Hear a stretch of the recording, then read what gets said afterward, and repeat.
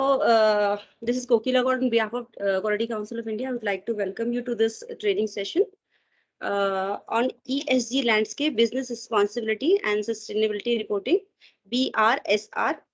So, just brief about this training program. The purpose of this training program to understand sustainability implementation and the environmental, social, and governance framework and interoperability with the BRSR.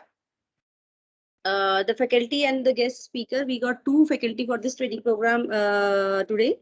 So we have Ms. Surabhi Gupta, GM Corporate Finance Abbey, and Mr. Shankar, R. Shankar. So Ms. Surabhi Gupta is a general manager in Security and Exchange Board of India, SABI, and has done a master in finance and control from Lucknow University. She joined SEBI in 2002 as a training officer, and she is currently posted in corporate finance department and handles matter related to ESG and corporate governance. And the main faculty of this training program is Mr. Shankar R. Shankar sir is a chemical engineer, BITS Pinadi and MBA University of uh, Indianapolis with over 36 years of experience in implementing culture and transformation in the SHE quality sustainability business excellent and space in diverse industries. So this is 90 minutes webinar with QA session. So during the session, you are requested to mute your mic and participate willing to answer the question in between may raise their hands. There is an option available at the bottom for raising hand. I will name the participant who have raised their hand and one by one. Those who may unmute themselves and ask their question, you can write your question in the chat box also.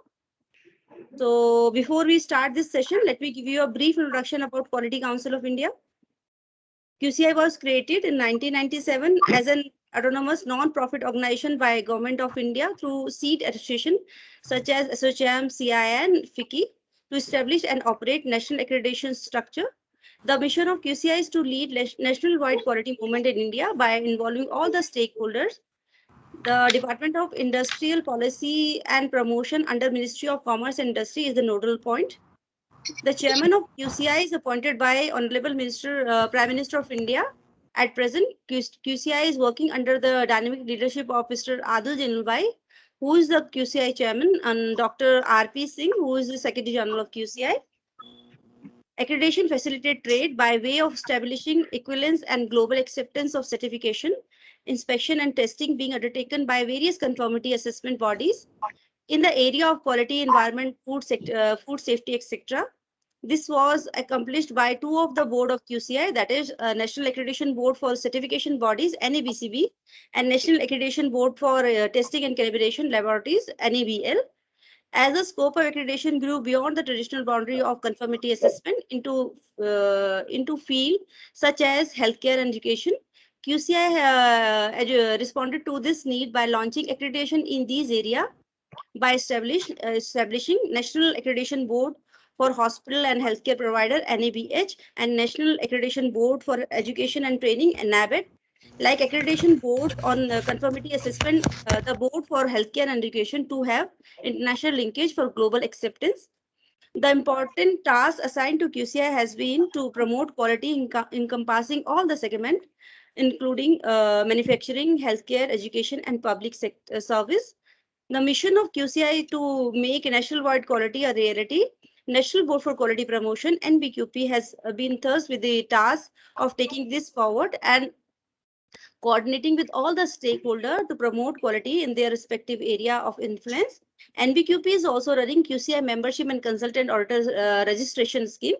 Apart from this, QCI is also having special project groups that work with the various ministry and government, both in center and state level.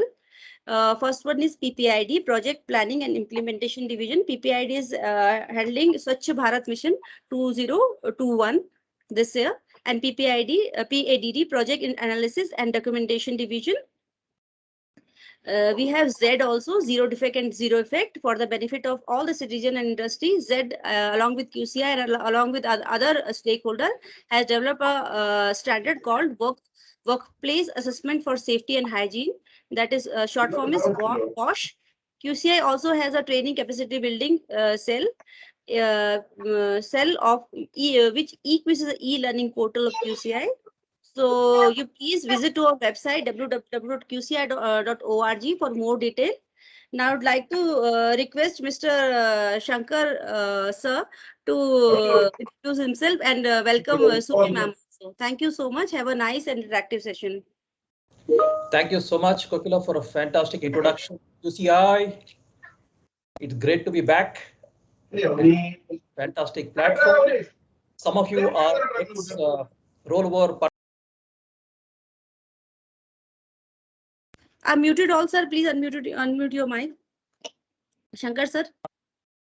Yes. So welcome all. Welcome back to some of your rollover participants. Some of you come back after some time, and I think you had the last masterclass.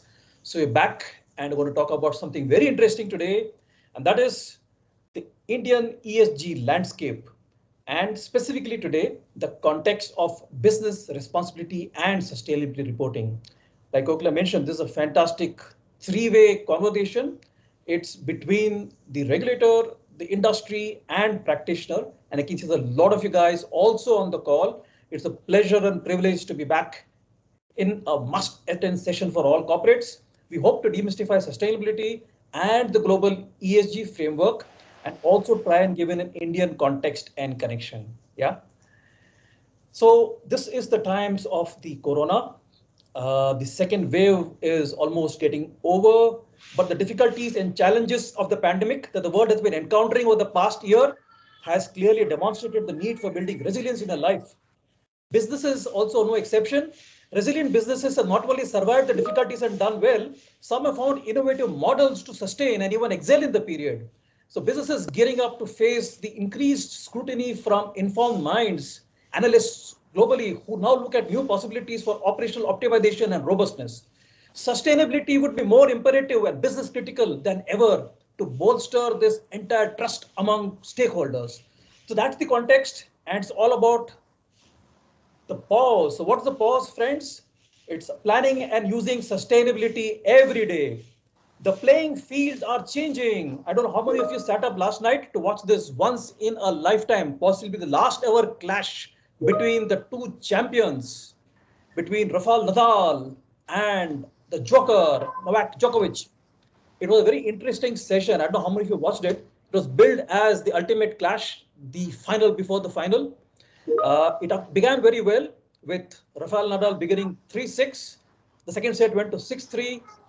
The third set was well closed on a tiebreaker 7-6. And we were hoping for a fifth set, but it was closed at 6-2, where it was a fantastic win by the Joker. An interesting final that also shows us that if you really want to succeed in the game or the playing fields, you've got to be really sustainable. I know the one thing that we're all looking forward to is the big World Championship, the first ever one between the two cool captains and the hot fire captain of ours.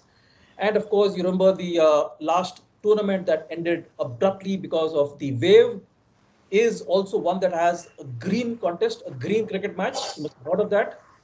It's how we can actually try and get green into sports, including the Olympics is built as a green event. So the playing fields are changing, the industrial business scenario is changing, and it's time then to begin with the introductions. It's my pleasure and privilege to welcome Surbhi. Hi Surbhi, welcome on board. Hi, thank you very much. Surbhi, can we have you on the video for a minute, please? Surbhi. My video is, my video is on. There she goes. Okay, super. So Surbhi is the General Manager at the Securities and Exchange Board of India. Surbhi's got a good introduction out here. She's been there 19 years and she relates and she manages matters relating to the credit rating agencies, the CRAs, and also the debenture trustees. Over the last 5 years, she's worked extensively towards strengthening the regulatory framework for the CRAs, including supervision, inspection, and enforcement. She's represented CBI in various parliamentary committees about matters pertaining to the CRAs. She's been instrumental in framing the recent framework of due diligence, and she's worked in various departments and has handled work related to policy and inspection of mutual funds, policy related to stock exchange and depository, and market surveillance. She served as the member secretary to the RBI SEBI Technical Committee of the CRAs and leads working groups on matters related to the debenture trustees. She's also representing India in the IOSCO, that's the International Organization of Securities Commissions, the Supervisory College of CRAs and is currently part of the working group between India and UK on ESG related issues. It's a pleasure and privilege to have you on board, Surbhi. Thank you. Thank you. It's indeed a pleasure to be here with you in this event. Good to catch you on a super Saturday. And I think most of you know me. So I think Kokila has given a good introduction. That's about me. And a tribute to Edward De Bono, one of the lateral thinking champions, six thinking hats man. And this is something that I have really learned a lot. So that's my career graph. And that's a little visual about me, about the work I do and the companies I've kept with, and currently consulting granules on ESG. So pleasure to be back and pleasure to have such an august audience. I'm told that this is the largest ever registration and the largest ever turnout. In fact, 10 minutes before the webinar began, there's all of you on board. Super. So what shall we do today? Like I promised, we will begin by demystifying ESG and sustainability. These are terms that are used interchangeably with some difference. We'll also try and give you a good framework of the global frameworks on ESG. Understand also from a practitioner's point of view, how do you implement sustainability? There's been lots of questions that's been popped to the webinar. We'll try and preempt some of them by addressing these. And while they might be slightly longish, we'll try and give an overall global context and then get into the real game. That is the ESG context in India, the Indian landscape, the BRSR, if that's fine with us. So question, what is sustainability? A lot of us think this is the go green, this is the green Ganesha that you have immersion, be it on the Dashera or be it on the Ganesh Puja. I don't know, that's what you relate to. And Ganesha is one of the gods, the startup gods, as we say. He's got many attributes, and I guess so does sustainability. Like Ganesha, a lot of the, lot of what we have, a lot of the senses, perceptions, all connect, and all of them are right. Okay. But like we said, we promised to demystify the ABCD of sustainability. A is the air pollution. I think we're breathing a little bit better air in the past few months thanks to the lockdown. Biodiversity, seeing a lot of that coming in now with animals coming to the roads and the villages and the forests kind of coming up. That's because of the encroachment being slightly lower. And of course, the ultimate C, the climate change, the rise in the GHG. We'll also try and give a context on GHG if there is time. I know we've got just 90 minutes.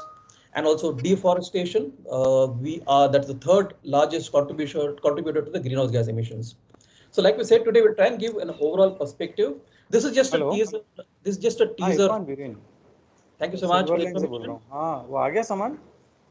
Saman aa gaya. Guys, this is good time. Let me mute all, sir. Let me mute all, then just. Yeah. Now, Shankar sir, please unmute yourself. Yeah, good to hear that it's all coming in. And yeah, like we promised, today we'll try and give you a little context. We'll not dig deep into this, but we promise you, that will take you through a full session, a follow-up session, which will give you a detailed input and insights into any of the topics that we're talking about. Okay. So what is this ESG? Yeah, what is the sustainability? And let's try and demystify it from. So what's the ultimate bottom line? That's the financial. And what's the financial? It talks of the revenue growth, the productivity, the profit margin, the ROI, the capital cost, management of risks, the valuation of enterprise, and the appeal to investors. So this is largely what we talk about. And this is the critical ultimate bottom line, like we say. It is measured in various terms. You see it by the economic prosperity and measured by the economic performance. At this time of the year, this is when most industries present their annual report on the financials, the closing of the last quarter. And that's where we also do a lot of things like filing a tax return for the financial year. So this is the first bottom line. The second one is a social, and that looks at the community, the social impact, the health and safety of people, of the employees, stakeholders, fair compensation, equal opportunity, education, recognition. This is called the social equity, and we talk of equitable performance and talk of social performance. So this is the second bottom line. The gap, the connect between the social and the financial is called the equitable. And then there's the environmental bottom line that looks at energy and water, the materials, operational design efficiency, new product, service opportunities, life systems impact. Okay. This other bottom line that's measured and called environment stewardship and measured by the environmental performance. The intersection between the social and the environmental is called what's called the bearable limits. And when you come into what's the intersection between the environmental and viable, that is the environmental viable called the viable and financial called the viable. So in a sense, folks, the soft spot between the three, the intersection between these three is what's called sustainable and is measured by the ESG performance. So in a sense, this is the ESG triple bottom line, if you like to talk of that. And the triple bottom line is what we call the ESG. These three factors together help to determine the quality of governance and risk management, the processes that are prevalent in any organization, and they provide insights into the long-term prospects of companies. Good company to sustain used to be there not just 5 years, 10 years, but maybe a decade plus 20, 40, and maybe 100 years. Those are the real sustainable companies. So people want to measure their ESG performance to see if they can really invest in them and take informed decisions. This is, in a sense, what they call the triple bottom line. So that addition of the social and environmental bottom line to the traditional economic to holistically measure an organization's long-term sustainability, that is what is called the triple bottom line, the profit, the people, and the planet. So that in essence is what it is. So how does this help? How does this help? So Please make your presentation visible. We cannot see. Cannot see, is not visible. No. What about others? Because I'm able to see the presentation. I'm not visible. not- Visible. Yeah, it's visible. Not visible. Not visible. You can say it's not visible. Not visible. Some Hey, people not are able to see that and some people are not able Yeah, to. yeah, we can see that, but it should be made full screen. Then we can see it. Viren, Please sir, make- please off your video. I'm requesting you to please put off your video, Mr. Viren. Yeah, I think we'll try and do that. If you can, I'll try and log in again. I'm sharing again. Let's see if you can see this.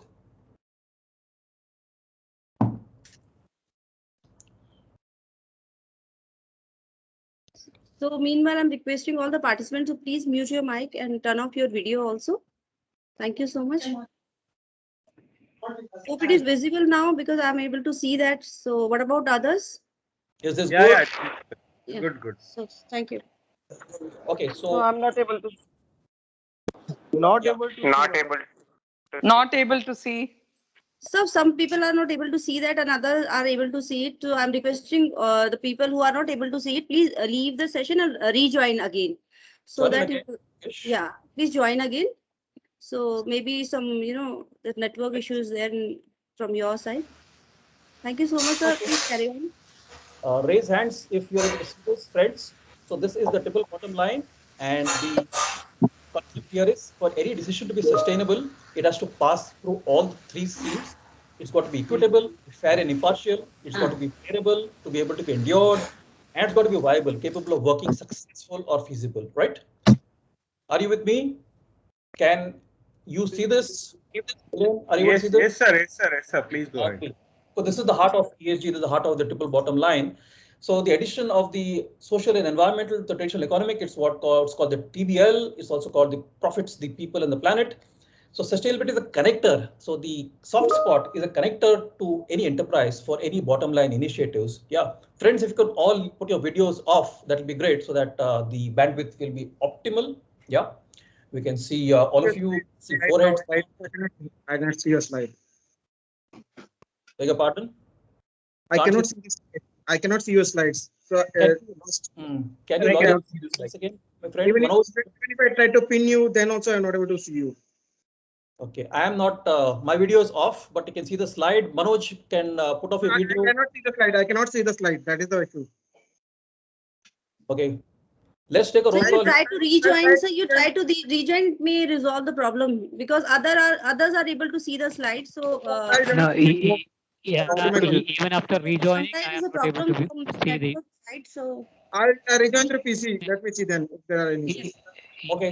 Even after rejoining, I am not able to see the slides. The same is the case here. So I think I'll rejoin my PC. Let The me see. slides are visible. yes, I sir. think Yes, there's sir. a lot of disturbance. We can continue if people Okay. don't mind. Slides Slides are are- visible, Thank you, absolutely Professor. visible. Absolutely visible. So just check your networks. Keep your videos off, friends, if that helps, because that gives the better bandwidth. This is a record Yeah. attendance for 200 plus people. So the Microsoft Teams is jammed. So the triple bottom line, also measured and termed as profits, people and planet, is the way you measure performance of an organization to be sustainable. Sustainability, like I said, is a character with the ESG factors to help determine the quality of governance, the risk management processes and insights of long-term prospects. And like we said, for any decision to be sustainable, you need to ask 3 questions. Is it equitable? Is it bearable? And is it viable to hit the soft spot to be sustainable, right? We give the definitions of that from the dictionary: equitable, bearable, viable. So any decision you take to be sustainable, you try to ask these 3. Okay, that's the ultimate. Mr. V Rao, sir, hope you are listening. So please put off your video. Thank you so much. Actually, we have almost 200 participants here, so it is very difficult to manage all. So I'm requesting all the participants to please put off your video and your mic also. Switch off your mic also. Thank you so much. Mind blowing. So the overview of sustainability, it's meeting the needs of the present, the classical definition, without compromising the ability of future generations to meet their own needs. So that's the economic at the center, that's the social, the people at the next, and the environmental at the last level. So that I said is what it is.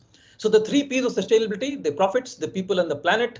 So what's very important is also for us to understand that the triple bottom line is a framework to measure holistic business. So this is what we talk about, but it's also one more thing. It's also, for any organization, and we speak about the BRSR expectations in a few minutes.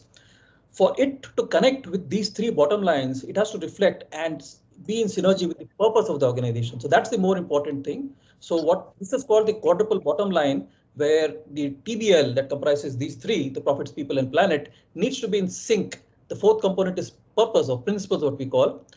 So cause without an inspiring purpose, strategy often fades from active consideration. It also brings in a sharper focus on governance and the respect for culture. So it's also about the purpose of the organization. The last P, of course, is about preservation in these times where all of us are navigating business as usual, getting back after the lockdown, career as usual, life as usual in the lockdown. This is a big other challenge there. So these are the ultimate P's you can talk of, the P's of sustainability. So that's long and short and long of sustainability. Okay. So we talk about the sustainable triple bottom line. So it's a business approach that creates long-term value. So there is a value in sustainability. It's not just a force for good and not just, as I say, in greenwashing. It's also about getting value by managing, embracing opportunities through optimizing the economic, social, and the environmental bottom line. And that's the triple bottom line approach. And these are the parameters that you normally measure under the 3. And all our initiatives across our companies, organizations, corporates need to be relevant to our local, national, and global business context. So this will give you context of each 3. Thank you for muting the mic, guys. So the triple bottom line again talks about these elements. These are the terms you listen more and more: stakeholder capitalism versus shareholder capitalism, inclusive growth versus self-growth. And it's obvious that it's important that all your decisions, all the work, all the efforts we make needs to be inclusive. And that's about the shareholder. We'll also try and explain these terms as we go forward. So the ESG demystified is also a little bit about the environment factors that include the company's record on pollution, the waste, the climate change risk if at all they face. The social issues range from labor relations, product liability, and efforts to increase gender diversity, ethnic diversity in the workforce. We'll see a lot of that happening now. And the governance is largely about how we manage the governance issues, past business ethics, shareholder rights, management compensation, and incentivization. Are you with me, friends? As an example of what's happening, so one of the large tech firms in India, global, of course, the global giant, has proved that work from home has significant green gains into something that is no magical bond. It's something that's happened thanks to the pandemic. But you can see the overview is it has reduced the carbon emission to 49% in 2020, and they're set to cut it by 70% by 2025 and go to net zero by 2030. Yeah. Somebody from TCS clapping. So 16% of the total renewable energy is from renewable sources.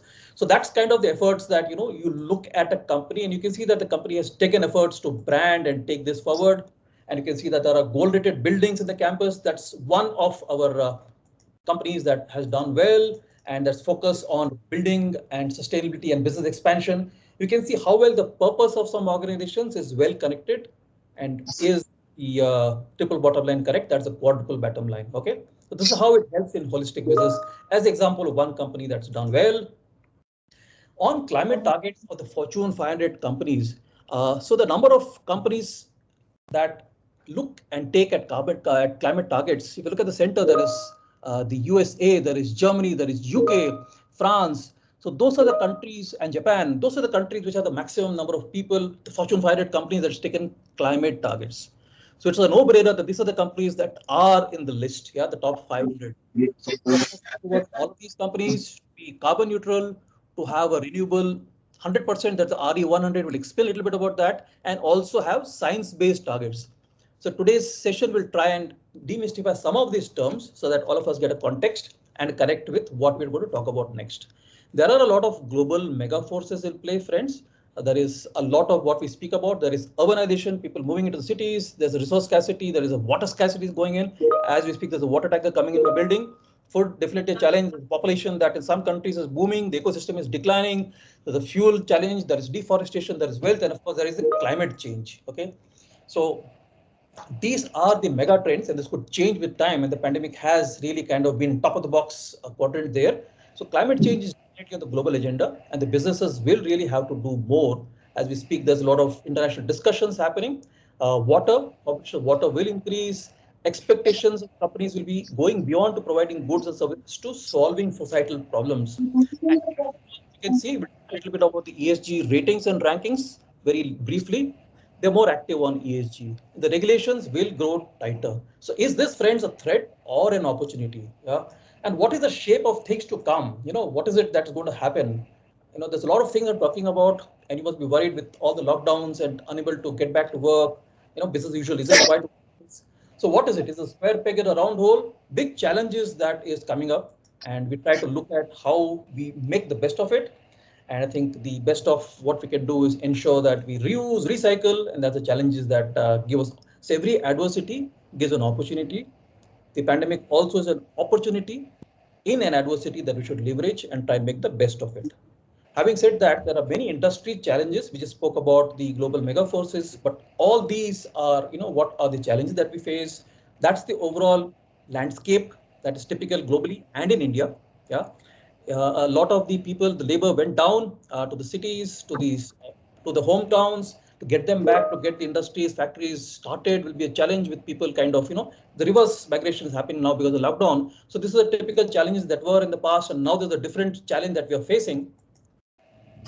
So you heard of green quality goals. So again, the context of green and quality in ESG. So you can see that while ESG speaks about climate change, carbon emissions, corporate governance, you know, privacy and data security and diversity, the quality also delivers for the business what is critical. That's the high profitability, a conservative balance sheet, cash flow generation, solvency, and product capital expenditure programs. So you can say the quality and ESG taken together can be well understood by the underlying theme of sustainability. And that's where I think when Surabhi will speak about the context of ESG investing, there are financial and non-financial sources of sustainability. So in order to be financially sustainable, a company must demonstrate characteristics such as a strong return on equity, consistent cash flow, and prudent deployment of capital. So these are the ones that from a non-financial perspective, a company needs to have credentials. Okay. There has been a couple of questions for the team, so I'll just speak a little bit about that, about ESG rating, while not so relevant, but also there are companies in India which has got a market abroad. You know, they sell, manufacture, produce, and sell, pharma example. So what is the ESG rating? There are various ways that ESG is measured, and there is various methodologies adopted. A typical, some of them look at this, and of course they look at various parameters for reporting, various principles, relevance, completeness, consistency, transparency, accountability, accuracy. So this is a typical example of you know, how these are measured. ESG research is a subject now. And as example, this is how Sam quite 3,500 of the world's largest public trading companies to participate in a survey, in a questionnaire, and also there's all data that's collected online from the media feeds, from the media and stakeholder analysis. This monitors the company's sustainability, and the structure of the sustainability assessment could be some of the questions that come in here are looking at these. So these are the ways that, you know, these are the dimensions. So each dimension is a different weightage. There's the economic dimension, there's the environmental dimension, and there is social dimension. It could be different for various sectors, but overall the score comes in on a rating of 100. And for each company, this is what is the ultimate ESG ranking that defines how the investors look at it. The materiality matrix for a typical industry, for example, healthcare, this could be the materiality industry. We'll speak a little bit about materiality, but as a preview, on the x-axis is the magnitude of the impact, on the y is the likelihood of the impact. So in a kind of matrix here, you can see the product quality and safety definitely for pharma comes in here. I see a forehead popping in now. So welcome once again. So the ESG assessment, I hope you can see the slides. Anybody who can't, just raise your hand. So the ESG assessment as a sample social is something like this. Some of the questions that you talk about, the strategy to improve access to drugs or products. This is part of how you look at the social dimension, access to medical health ನಾನು facilities. Message ಕಳಿಸ್ದೆ ಇವಾಗ ನೋಡ್ಲಿಲ್ವಾ? Thank you so much for that. ಸಾಕು. Yeah, Angitla. This is one aspect of a sample social, and somebody's in the healthcare. I think we see some 10-15 participants in the healthcare. This helps you understand how your company's approaches are looking at the social dimension. So in a sense, a typical ESG assessment as a ballpark has around a weightage of economic prosperity. It's natural. So on profits, you got some weightage, a heavy weightage of 30 to 50%. On people, you would have another maximum weightage of 30 to 40% again that measures the indicator of social equity. And the third is the environmental, which also looks at something that could be 10, 15, 20, 30%. So this is about the various percentages that you see. This just to give an idea of when you have an ESG rating, what do they look at? How do they do it? Through surveys, through public information, through fees, through the various listings, etc. This is how they come through here. There's also the various indicators, which we'll explain in a couple of slides, which measures these in various ways. So this is the ESG rating that has equal weightage. Some of them there's equal weight optimization, but as I said, in various industries there's sectoral specifics. So that is the way you would normally look at having weightage. There is the score format, and this is largely the biggest ballpark. It's apt as a static or a dynamic approach to ESG grading in lack of a specific view over the 3 ESG pillars, an approximate percentage for the Morgan Stanley index. Okay, so this is some of the ratings you can see, and there is the historical data, and there is the use of the specific views on the ESG pillars. It's fairly data oriented and can be picked up from the public domain, from the internet, from your postings, and the typical format that is there. Just to give you a flavor, friends, about what is a typical ESG format and the score. This is not to deep dive, but this is the approach that gets you a flavor of what it is. So this is the ESG that you see the contributors, the way it's measured in various parameters there. Okay. So in a short-term comparison, you could look at, this could be the way that you would look at it as a percentage mix. You can see it's different from the 50% and the 40%. You can see it's gone down to equal percentages. This is how you would rank it. And there's a long-term comparison where you could measure it through a rolling real-time optimized score. There's the ESG score. So this is how you'd look at the portfolios of typical, in currency in various terms. So that is the, what investors look at. This is the stakeholder expectations from investors. And, when you talk of ESG investment, sustainable finance refers to any form of financial service that integrates the ESG criteria into the business or investment decisions for lasting benefits. So till recently, investors were interested only in profits and return on investment, which is why the annual report was what was the best kind of ambassador for the company. Now, of course, they want sustainability reports, they want a BRR and now a BRSR and the integrated report. So things are changing, and the pressure is not only coming in from the investors, but also from the consumers. You might have seen a lot of the consumers coming in and asking a lot of questions. The same way you would ask questions of ESG to your vendors, to your suppliers, to value chain. So more and more people are incorporating ESG factors in the investment process. Okay. So that's how you look at it, and the various terms that I'm popping here, the GRI, the CDP, the SASB, TCFD. So we'll speak a little bit about that. We spoke about the Standard & Poor, the Dow Jones Index, the Morgan Stanley. So we'll talk a little bit about that. And this is how you'd look at, how can ESG help us? So in the past years, a lot of corporates' share prices dipped around the pandemic. How do we kind of rise? How do we influence them? So there are analysts that look at the sustainability indices and they look at how they can. There are also the funding agencies, the developmental finance institution, the international finance corporation that provide funds, and they basically do it on basis of the ESG performance of the organization. Okay. So these are the various indices, like I promised, we'll just run through them. The Morgan Stanley Capital International, the KLD 400 Social Index that includes 400 socially conscious companies and excludes those that engage in business with a negative social impact. There's a green tech definition, there is the PRI, the principles for responsible investment, there's the green marketing, the social responsible investment, the UN Global Compact, the Dow Jones Sustainability Index, We'll try and share the slides as part of the presentation, so you can kind of get most of these with the links. It will help you get to the bottom of these. So these are how sustainability can really help us, and also how they can be measured. Okay. Who are the key customers? So typically in various industries, there's customers that ask you questions. I don't know if any of you will be part of an assessment, be it social accountability or on ESG, and the typical checklist that comes through on sustainability. What's the index? What's the ethics and compliance? Is there a policy? And how you signed up with the UN Global Compact? Do you have a mapping with the SDG? So we'll speak up a little bit about that. But you can see that there is people, there's customers who really talk about their goals.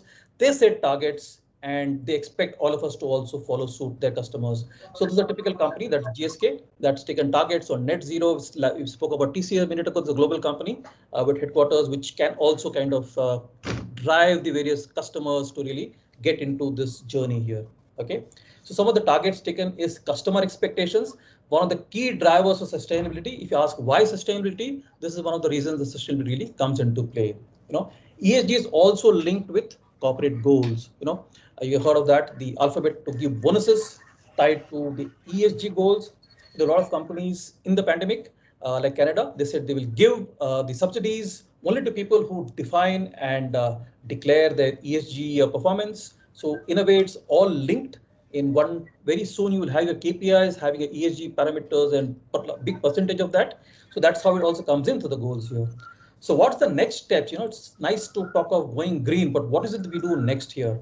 How do we really reduce the carbon footprint and go green? There's also the other term that needs to be articulated, the CSR. That's the corporate social responsibility, which sometimes is confused with the corporate sustainability report sometimes. So the social responsibility is a responsible organization for the impacts of its decisions and activities in society and the environment through transparent and ethical behaviors that contribute to sustainable development, including the health of the welfare society.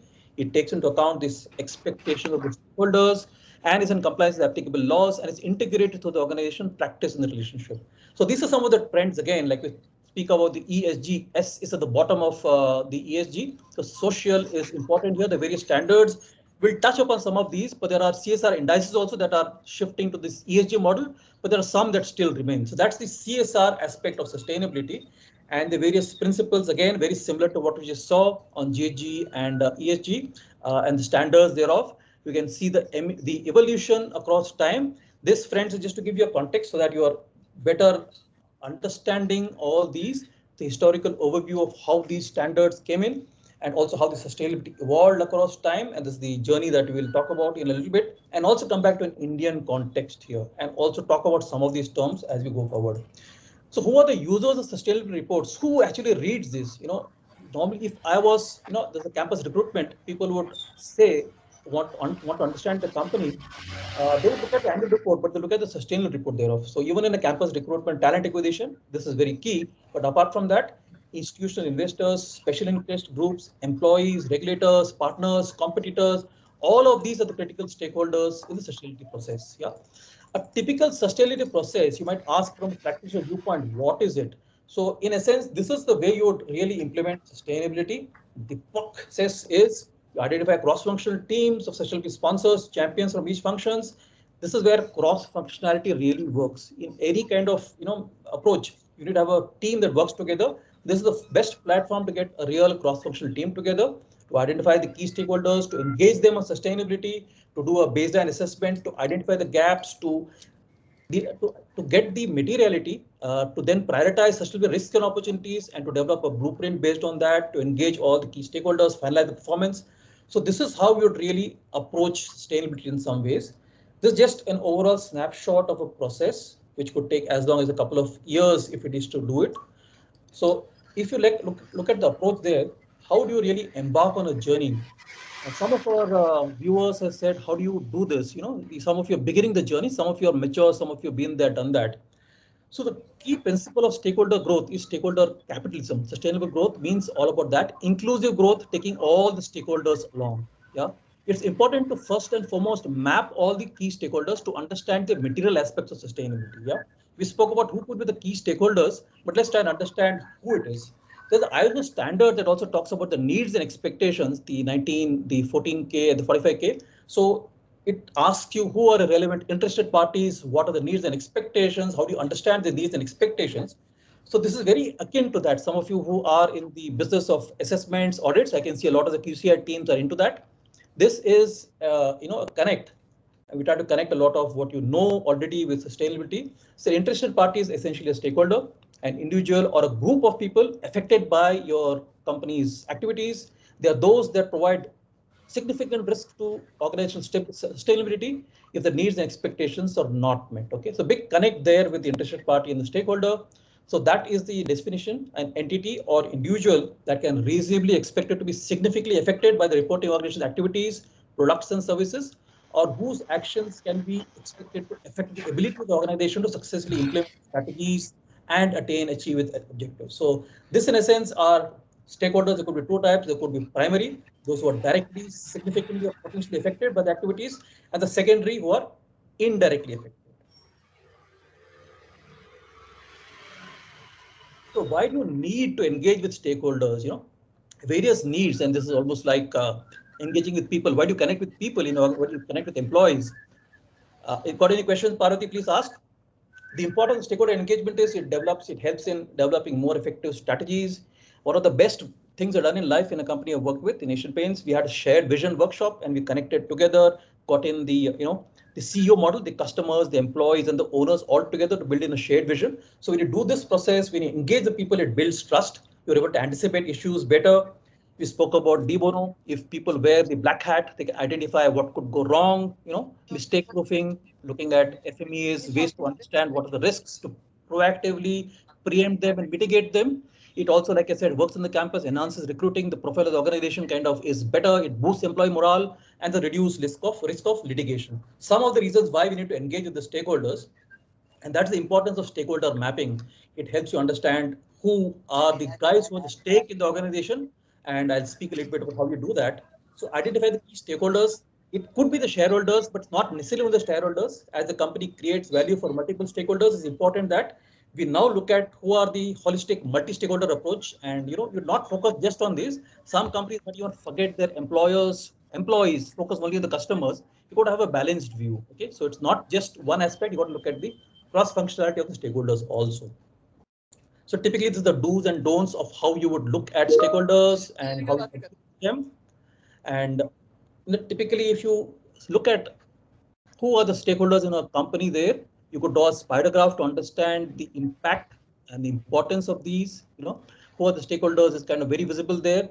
And how do you have the connect? What is the frequency of engagement? And also, what do the stakeholders look forward to? A customer looks at quality, packaging, labeling, climate change, timely delivery.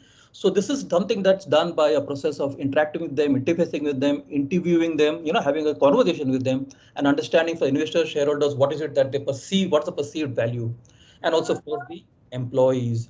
So this is how you build a stakeholder engagement map, how you would identify, do the mapping, and this is how you would look at having a materiality matrix that comes through there, because when you identify who are the key stakeholders, so the significance of the impact of stakeholders is the key, the y-axis, but the key parameter there.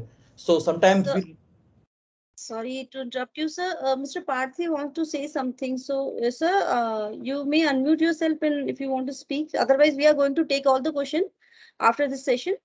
So, if it is very important, so you can unmute yourself and ask the question. Yeah, Parvati, go ahead. If you have a question, put in the chat box, best friend, so that it affects the flow. We have a chief guest waiting. Yeah, Parvati. Yes. Yes, I'll put it in the chat box. Thank you. You can go ahead. Thank you, sir. Thanks. So we look at it, Parvati and team. This is the materiality matrix, for example. The y-axis is what comes in from the stakeholders. This is very critical and informative to us. And this is how you would really look at the key stakeholders and how we engage with them. Typically examples, investors obviously the ones who would define some part of ESG rating, and the customers are the guys who would demand a lot of what they expect here. And you can't work in a industry without taking care of the local community. You see we've seen examples of how the community has really a bad neighborhood sometimes grows around you, but it's important to be aware of that and do some networks there. Typically, that's what CSR does this year, but it's also about connecting with them. Okay. So what then is materiality? If stakeholders is understood, part of this question apart, what is materiality? It's a term used in sustainability reporting and ESG. It defines the potential of an issue to impact the organization's commercial success and its importance among stakeholders. So we saw a little bit of materiality there. So how would you map material issues? So on the x-axis, the significance of the ESG. On the y-axis is the influence, like we said. So we build in a materiality matrix and we look at the 3 quadrants there, simplified. So it's what defines what are the very high materiality topics. So when you look at the issues that come up, we can't jump around doing all. So you look at the Pareto, look at 20% of the issues that contribute to 80% of the challenges that we have, or what gets in 80% of the value. So this is what we look at. The very high materiality is what you focus on, therefore, and it's a strategic exercise that is that helps you get a good insight into ESG. Like we said, looking in inside out and also outside in, which all of us need to reflect, and also helps us prioritize and make provisions to align with the strategy, and an opportunity to tackle issues like the typical climate change and now the pandemic. How do you ensure that you stay real in this time? OK, and we talk about the GRI report also. For a typical healthcare industry, I know a lot of people are from healthcare. This is a map that comes in here. You can see the quadrant out here in the top has the climate change, water, compliance, training, development, and employee attrition. So this is the one that really looks at how you'd map materiality. OK, so you look at the stakeholders engagement, identifying connects, interfaces, and they look at materiality. And there is various ways of peer view. You can look at various industries, the heavy engineering, hydrocarbon engineering to transportation industry, and the various ways how we could measure the materiality. I would request all of you guys to have a look at any sustainable report that's published in the companies online, and you'll be able to see the way they're able to build the story to talk about what's critical for them, what's relevant to them, and what's material to them. And you'd have the materiality mapping that's done on the social, economic, environmental front, and you'll see that this is how this helps you in understanding. It's like having a journey with a rear view mirror, understanding what can happen. And this is an example of a chemical company, BASF, that has a materiality map.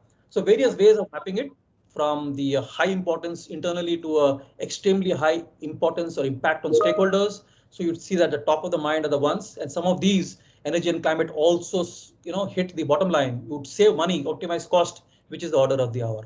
OK. And again, for a typical industry, you would look at mapping the materiality this way here. I am pausing for questions, if at all there's any, because this is the key part of sustainability. Stakeholder engagement, stakeholder mapping, and materiality. OK, so like we said, how do you do this? This is how you would map this approach and do the outcome of these. You would also be able to do the maturity model to understand the current state instead of the desired state. This is where you do the gap assessment on what you have on ESG and look at the journey forward. Help you in strategically building in a holistic organizational view. You can see the various parameters on this spider graph, and you can see that how, from the basic to the developing to the established, advanced, and leading, this is the way that the cultural transition you could do for an organization to be sustainable in the long run. This is how we really look at doing this. So various goals. Are these goals taken scientifically? There are some leaders like the Tatas, Ratan Tata said, this is what you have. You got to reduce the carbon footprint by X% next year. So was there a science to it? Maybe not. So there was a target there. So you got to set up goals, and the organizations got to get together and take rally around to get these goals there, So this is how you would take targets and goals, implement targets there. A possible goal could be carbon neutral by 2030. You see Reliance taken a goal there. So how do you use this? Some of the financial people here will be aware of the marginal abatement cost curve. How will you be able to use that to select which carbon reduction or GHG reduction initiatives and get you as per the plan? Very nicely and simply done. You will try and talk that in the larger audience where you have the bigger class. So you can offset carbon footprint in various ways. You could, of course, publish an annual sustainability report, map the UN SDGs. We'll explain what is that. We spoke about the ESG rating. We also will look for credible ways to do this. So we will also you could participate in various platforms, the CI Green Industry Rating, the Green Co-Industry, initiate a sustainable supply chain, have a policy, look at product stewardship. And of course, this could be some of the roadmaps that you look at there. A typical roadmap, just to give a flavor to all the sustainability practitioners or the wannabe practitioners. This is how you could start this journey. So it begins with a stakeholder engagement, mapping, materiality assessment, goal setting, initiating a sustainability report, corporate carbon, water, and solid waste footprint. Maybe look at targeting an internal sustainability report, initiate a supply chain sustainability, get the SDG alignment. We'll come back to that, hold your horses there, publish a first maybe internal sustainability report, then get into CDP. I'll talk about that also, water disclosure, do a so all these are targets that you could take. And what I'll do the next few slides, I'll try and give you a small introduction to each of these to explain what this means, okay? And this could be key considerations as a build-in, and the overall context could be, again, looking at the current pandemic and the, typically they could say 4 or 5 waves. How do you ensure that you do this in an appropriate way, respond, relief, recovery, resilience? So there's a various ways, various industries, various customers, various, the big 4 people in the industry, consultants. This is how we look at getting all the considerations of the stakeholder engagement, building the materiality appropriately, looking at managing risk, looking at strategy, resources, governance, and incorporating that in a strategic business model. Okay, communication is the key.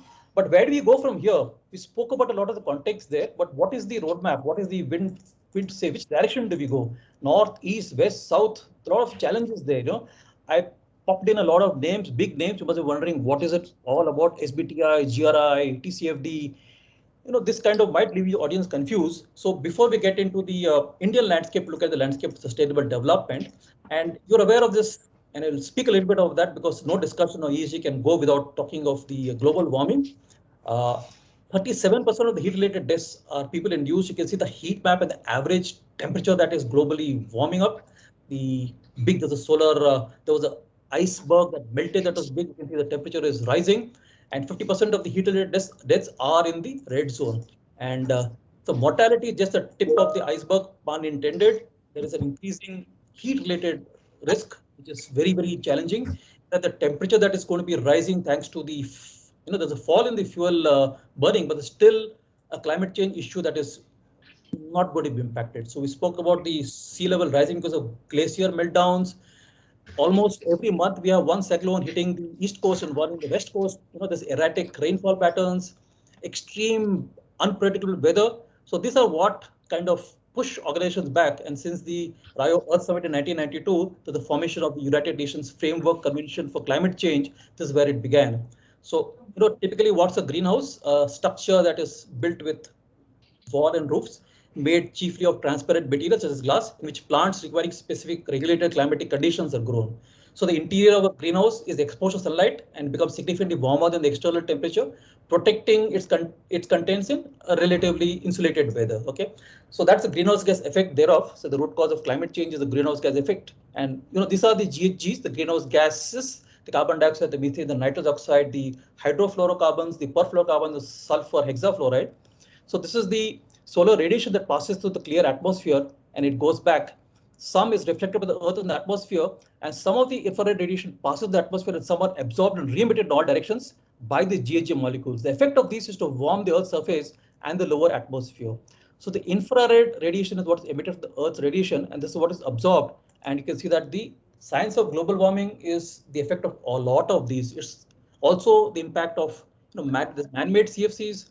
There is pollution that comes in, CO2 emissions since decades of industrial growth, industrialization, and then of course animal stock, the methane that comes in from that's a lot of the shift you see in moving to vegan diets and to meat that is artificially made to avoid livestock, because they also are producing a lot of the methane that reflects in these. And this is a nice simple slide that explains a lot of the GHG in a simple way here. Okay. And this again is they call the anthropogenic emissions of GHGs, and you can see that this is the extent of what they do. The CO2 obviously the biggest contributor, and thereof this is the chart that is kind of from the Kyoto to the Montreal Protocol. This is how the effect is there and how the GHG emissions are slowly kind of affecting the planet.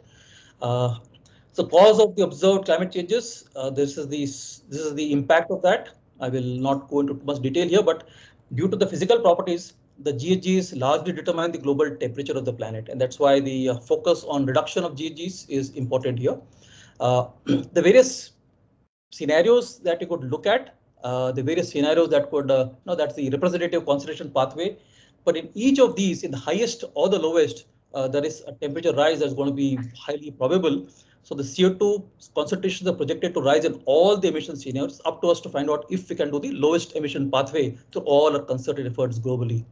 So that's the impact on the overall economy there, and that's the global warming that is there. A quick few definitions. The global warming potential, GWP, is developed to allow comparisons. So the CO2 by definition has a global warming potential of 1, and the rest of them are in factors of that. Methane is estimated to have a global warming potential of 25, nitrous 298, and some of these have got tens of thousands, or 10,000s. So this is the way it's measured in tons CO2 equivalent. That's the simple definition of how we would measure global warming. And this is how we define the carbon footprint. You can see that it's largely because of carbon dioxide, which is part of what atmosphere is. Yeah, Shankar sir, I've pasted few questions on your WhatsApp chat. So are you able to see those questions? I will do that in a second. Yeah. So this is the scope 1, scope 2, scope 3 emissions. Yeah. So we'll come to that. So the question is standard benchmarking for industry. Yes, there is. Owners of ESG, if you know the company, it's obviously the top CXOs who own accountability of this. So there is this thing called RASI, the responsible accountability. Accountability is something that is owned, that is the responsibility can be delegated. Accountability is the person where the buck ends. So in terms of ESG, is definitely with the occupier of industry or the factory or the CEO. Okay, so that's where the accountability comes from. Measuring CO2 emissions, GHG, scope 1, scope 2, scope 3.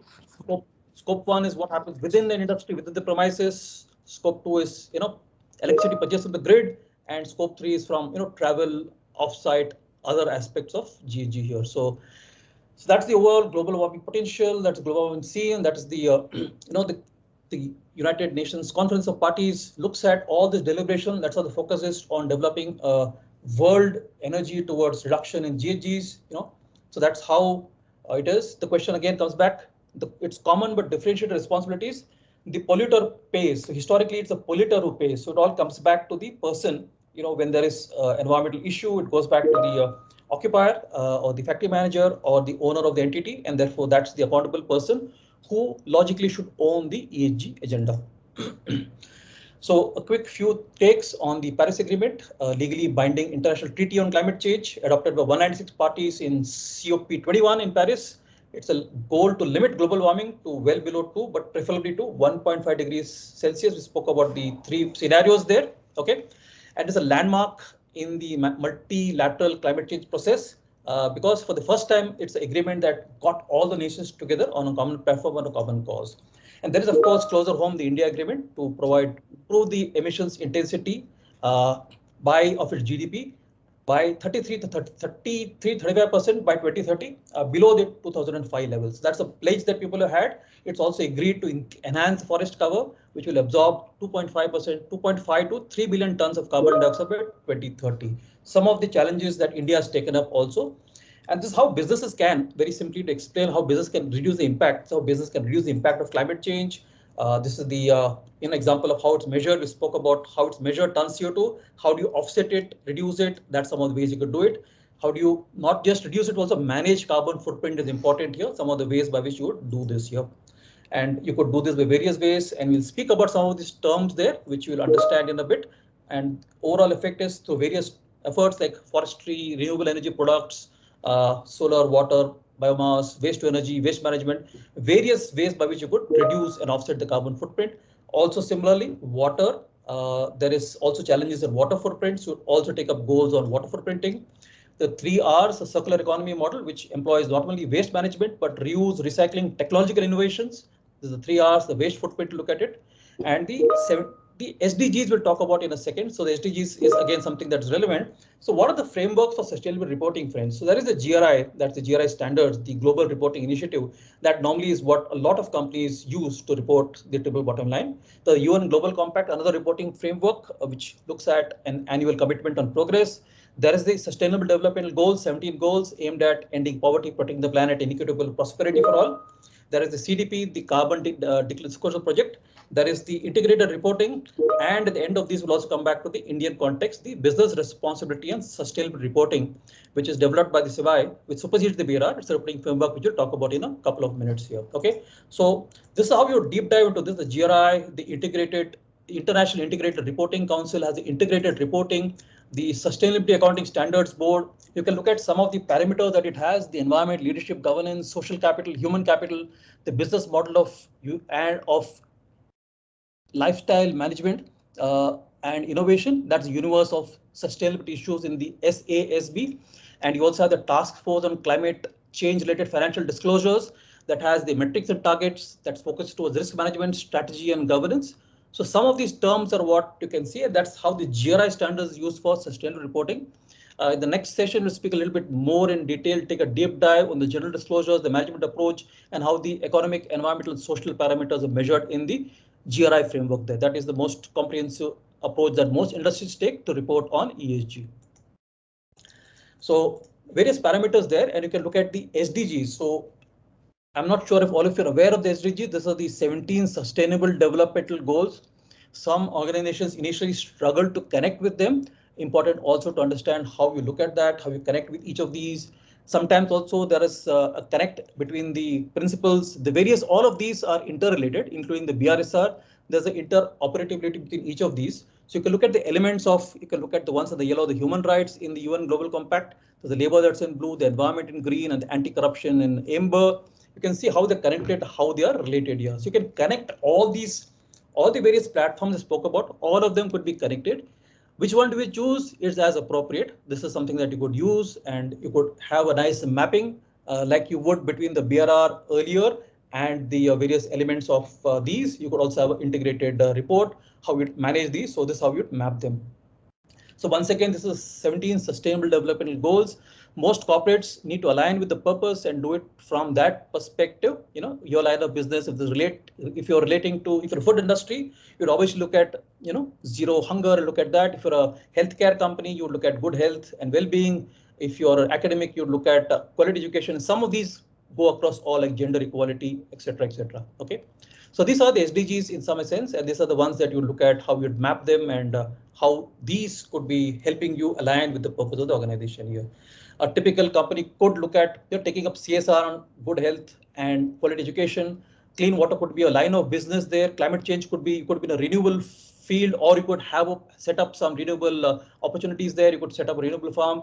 You might be an infrastructure company. You could have innovation infrastructure alignment with the SDG. You might have a smart city campaign or a program that could be a business line. Climate change, of course, comes into the ultimate bottom line. So you could, in essence, need to align with the SDGs here. And of course, this is how you would connect with them. Indian states also have individually prioritized the SDGs. I think this is not so very clear, but you can see the goal-wise top states also there. I think this might be more clear. So you can see that the zero poverty is led by Tamil Nadu and Delhi, the zero hunger by Kerala, Chandigarh, the peace, justice and strong institutions by Uttarakhand and Pondicherry. So there's an alignment even within a states in a country to the SDGs. So that's where the organization also needs to align with these parameters there. We'll talk a little bit about future proofing before we head into the business end of the webinar. It's about, you know, how we face challenges and how we need to future proof our operations in order to anticipate and prepare for new challenges, climate change included. So in a sense, these are some of the imperatives, and they're summarized out here. And we can talk of the changing energy mix, the empowered customers, digital. Every company needs to have a digital platform to measure not only ESG, but all the others, regulatory frameworks, competition. So all of these are the emerging sustainability initiatives and the imperatives. So you can see it's a little bit more organizational, more business oriented, but you can see that if you really need to connect with what you do, that really helps you. Future proofing is how you would ensure resilience to future needs of business. You manage the local legal requirements, go beyond compliance, not just meet the compliance, also the global requirements, best practices, and also the legal standards which are going forward. You've got to be predicting and preventing some of the things that could happen. So there is a lot of Indian and global platforms there, the sectoral roadmaps of the SDG. You got both the WBCSD and the NITI Aayog setting up sectoral goals. So there's a lot of things happening. There is roadmaps in each sector, the forest sector, the Indian cement sector, the chemical sector has SDG roadmap. And you could look at, for example, the carbon declaration, the Carbon Disclosure Project is a non-profit charity organization set up by global investors to track and manage carbon. And you look at these. So some of these have got links that will explain this in detail. There is information that's submitted to the CDP and needs third-party accreditation and verification. So you'd be invited if you are in this list there, and you'd possibly have a carbon label used by companies with low carbon processes. You could have a low carbon, carbon neutral, net carbon, zero carbon or environmental product declaration. So you could also aspire to have a carbon label. We spoke about the RE100. It's a global corporate renewable energy initiative, brings together hundreds of large and ambitious businesses committed to 100% renewable electricity. SBTi, the Science-Based Targets Initiative, it provides companies a clearly defined path to reduce emissions in line with the Paris Agreement. You could look at CDP SBTi target. It looks at it's joint initiative between the SBTi and the CDP. How do you do that? You could commit to a goal, develop, submit, announce, and that's how you would get in the efforts there. And just to give an example of what's the environmental action plan, you could disclose and then develop and then mature. Each stage you can look at how you do that. The TCFD, the Task Force on Climate Related Financial Disclosures, it develops voluntary, consistent climate related financial risk disclosures. And these are the elements that we spoke about. So this is again another way you could look at considering the physical, liability and transition risks associated with the climate change and what constitutes effective financial disclosures across industries.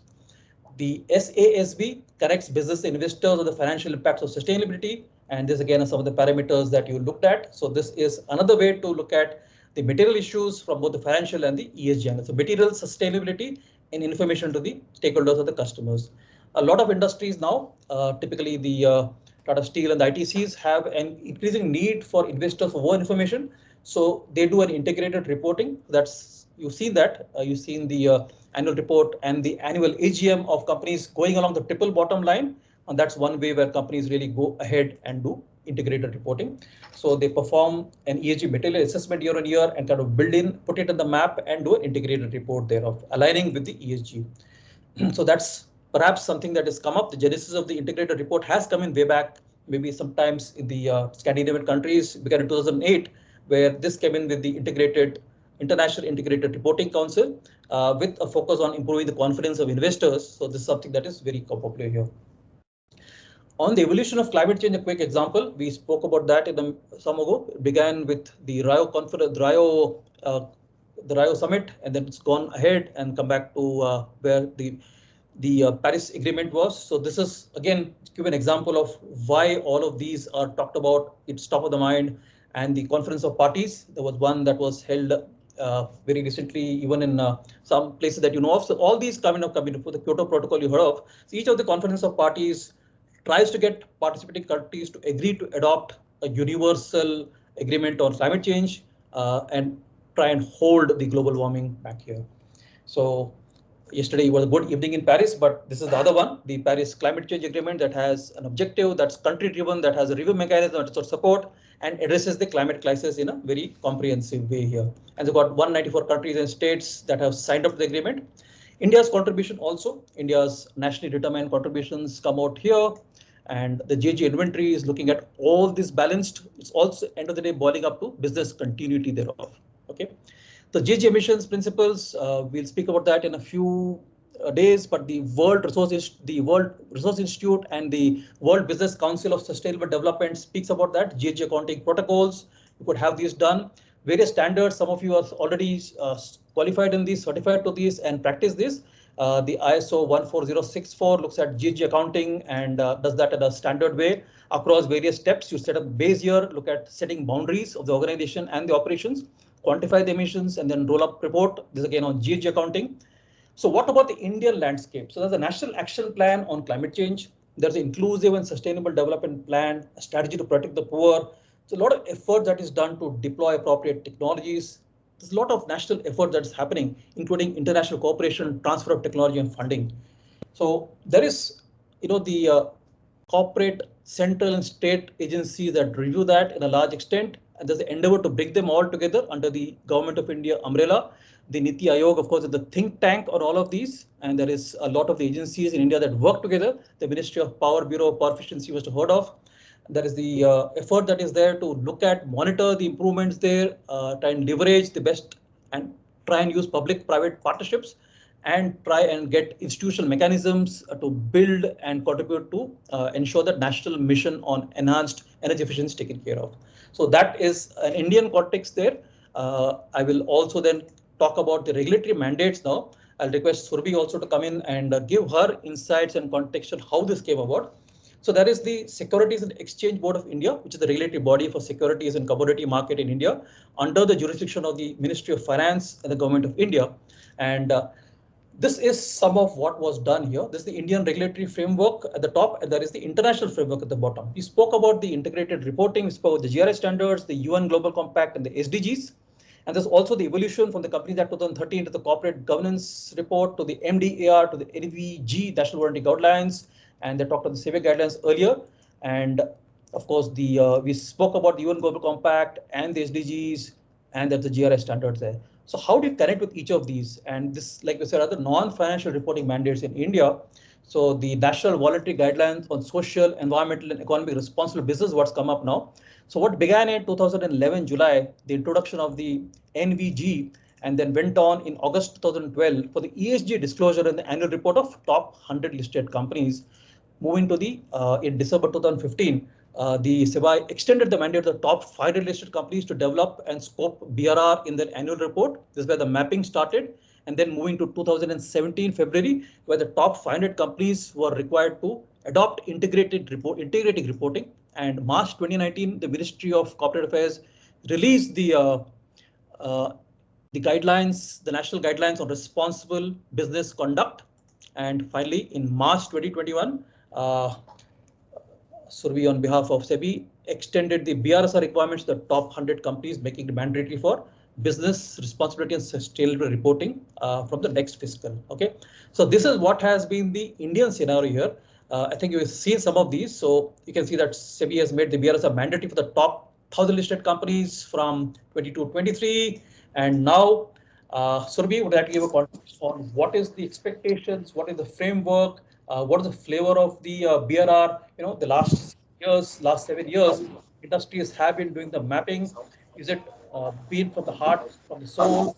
Is it really meeting the purpose? Happy to have your feedback. Over to you, Surabhi. Yeah, so actually in May we came out with the new sustainability reporting, which is called BRSR. There was a strong push from, basically sustainability reporting comes from strong push from the investors. Increasingly, investors want to invest in a company that is responsible towards the environment. So which is why investors are pushing, drivers are basically investors and the regulators. Overseas, globally, every regulator is pushing on better ESG disclosures, and SEBI is also doing our part. So the BRSR is a notable departure from the earlier business responsibility report that we had, which was largely qualitative. BRSR is extensively quantitative. Now we have hard figures on what GHG emissions would be, what is the energy consumption, what is the water usage. We have made it more relevant and more granular. So while making this, we went into going through all the international frameworks, going through TCFD, GRI, SASV, and we tried to bring in all good practices from these frameworks into BRSR. So the main highlight of BRSR is that it also focuses on the company's material risk and opportunities arising out of the environment. Because now investors have also understood that environment has an impact on the financials, on the basically operations of the company, and therefore the financials of the company. So they want to go beyond the financials. This BRSR will actually be beneficial for the investors because they will now be able to assess the responsible business conduct of the company properly, make right investment decisions. This would also instill some kind of responsible conduct in the companies. We have seen largely we are lacking, if we see globally where we are placed, we are lacking in responsible business conduct and are not as far as the global peers are. So this would instill some kind of responsibility amongst the investors, amongst the companies, and they would be able to engage with the stakeholders beyond the financials. So the BRSR includes disclosures on apart from environment, it has a lot of disclosures on social. So you will have to now disclose what is the gender diversity, gender inclusivity, whether you have physically disabled people, whether you are giving occupational hazard trainings, what are the welfare measures taken, not only for employees, but for also contract staff. There are disclosures on communities, how you have been helping communities, the social impact assessment or rehabilitation of any local community which is required. So there are a host of sustainability, environment, social integrity, business conduct of questions on which the company is supposed to report. And hopefully we are trying to bring in non-financial reporting, which is the sustainability reporting at par with the financial reporting, because currently we have standardized financial reporting, whereas we lack that standardization in non-financial reporting. So we've tried to bring in standardization, more quantitative disclosures, comparable and measurable aspects from the non-sustainability reporting. So this is the basic framework. This sustainability reporting is voluntary for this year, replaces the BRR and becomes mandatory from the next year. However, we encourage companies to actually adopt it early and maybe report a kind of light version of it in this year. And we believe that this kind of reporting will bring in a long-term value creation for the investors. They would invest in such kind of businesses who have better disclosures, because they want basically longevity, and it will be a long-term value creation by the company. So this is what we believe in. Fantastic. And this communication to see on screen on March 25th is what launched this game-changing approach to get BRSR into the game. Also, some of the participants mentioned, what was the flavor across the last years? What has been the feedback? How the industry is embracing BRR? Is it come from the head? Is it a tick in the box? How has that been? Any feedback you might have that you would like to share? On BRR? Yeah, on the BRR. Yeah, so BRR, if we see, was largely qualitative. So we saw while companies it was initially made for top 100, then 500, then in 2019 extended to top 1000. So our analysis showed that while largely all the companies are making those disclosures, but the level of transparency was different. So if we look at the data, it was so I was going through some studies also which said the companies who are large polluters have less risk management policies, and the companies who are less emitters have good management policies. So that there was, and transparency levels differ as far as transparency was concerned. Services sector were making better disclosures as compared to manufacturing sectors. So since it was very qualitative, the levels of disclosures were different, which is why now we have made it very quantified so that actual numbers are there. There is the same level of reporting, and you can make out better from such kind of disclosures and you can compare two businesses now. That's great. Comparability. I think that's a good take there. I think the new format of the BRSR is far more comprehensive, as you say. It also includes several aspects that were not there in the erstwhile. Exactly. Yeah. So the questions, there was no question on value chain partners in BRR. In BRSR, we have extended to value chain partners, but we have also divided BRSR into two sections. One is essential and one is leadership. So essential is mandatory to be reported, whereas leadership is a voluntary disclosures, which largely takes into account your value chain partners also. But so we expect better companies to report on voluntary aspects too, but we would be glad if all companies take it willingly and be in the forefront to report all such kind of aspects. To expectations, embrace in the true spirit. Also, like in the BRR, does the BRSR also allow for the interoperability with the framework we spoke about? And that's the reason why we spoke about the CDP, the TCFD, the SASB, the GRI, and the UNGC. So does this also help the World Business Council for Sustainable Development? All organizations that's currently into these frameworks, would they be an advantage? Will they be able to connect? Will there be interface like they did in the BRR with the BRSR?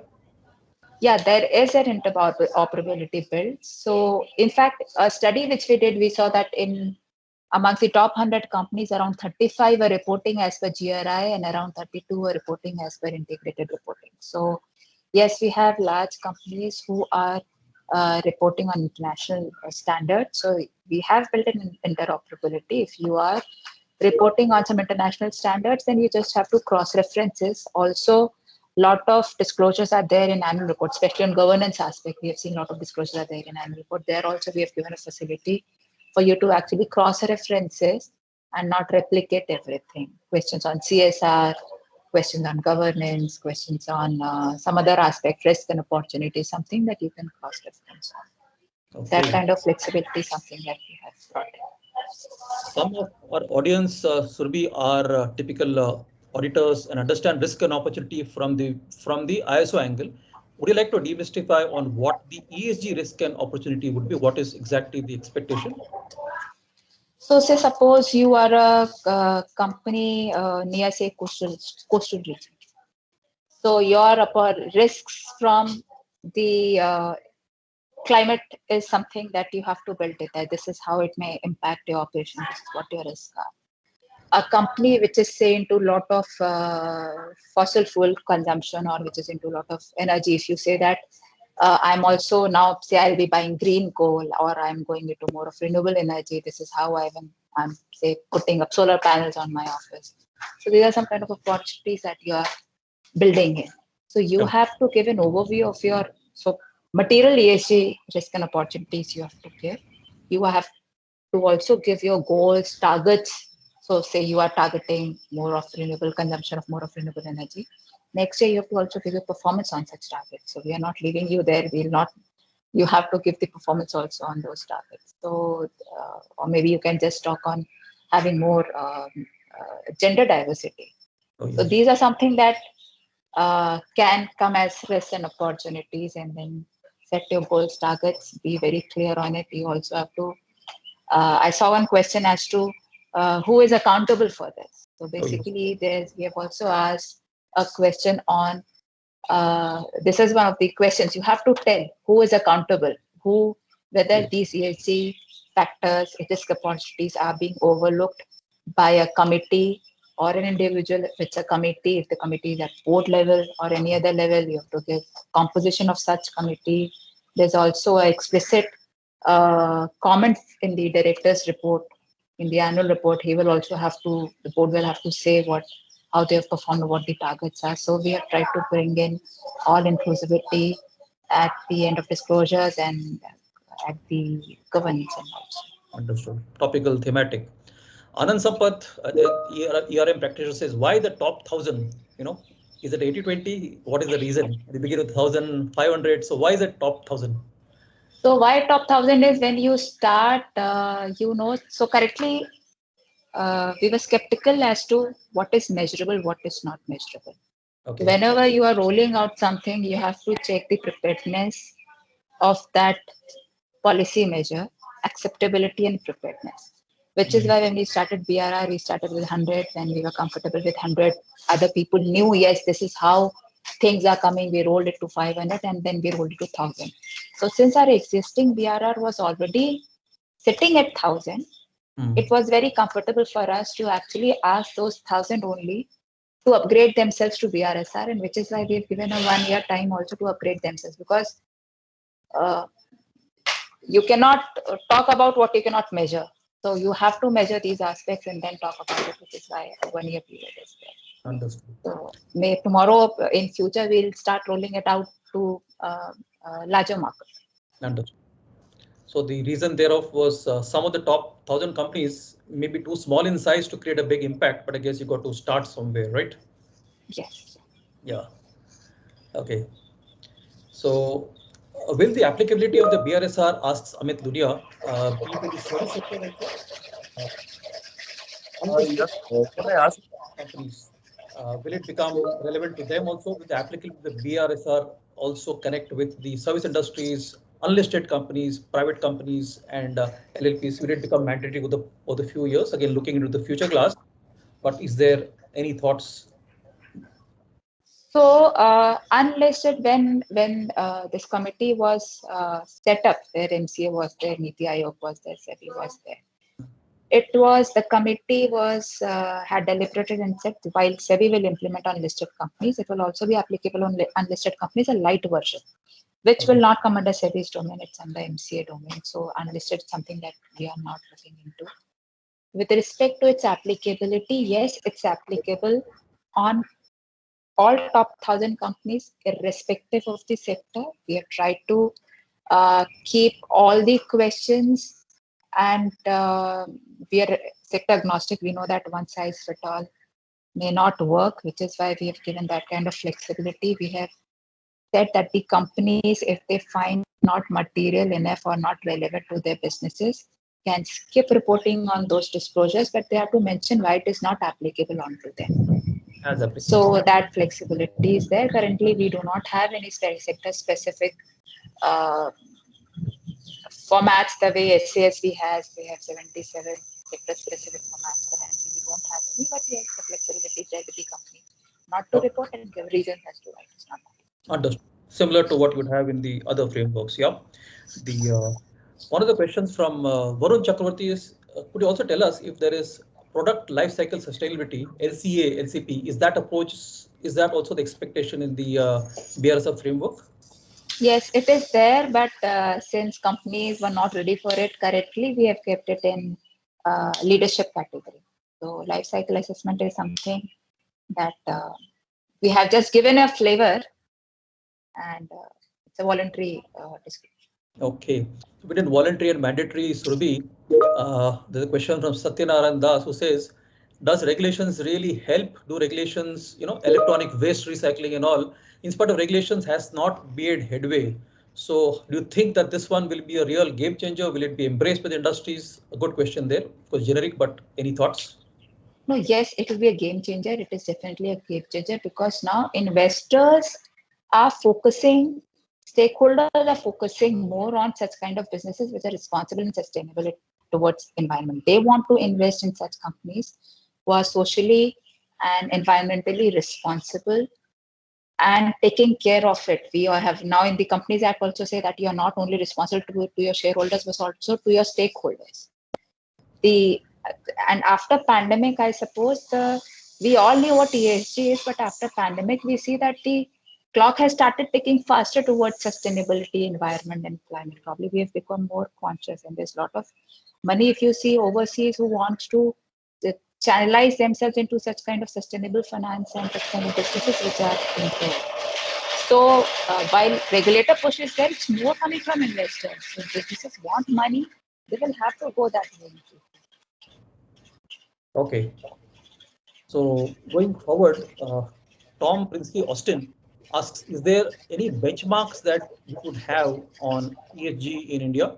Maybe basis the BRR earlier and going forward on the BRSR, you mentioned there would be, but could you also articulate on how that would help?